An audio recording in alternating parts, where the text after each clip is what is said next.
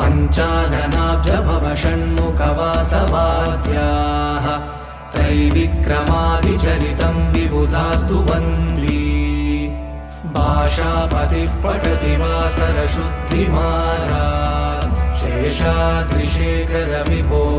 तव सुप्रभातम्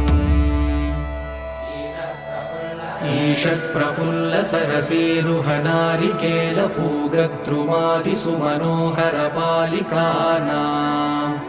आवादिमन्दमनिलः सह दिव्यगन्धैः शेषाद्रिशेखर विभो तव सुप्रभातम् उन्मील्यनेत्रयुगमुत्तमपञ्जरस्ताः पात्रावशिष्टकदलीफलपायसानि भुक्त्वा सलीलमतकेलिसुखाः पठन्ति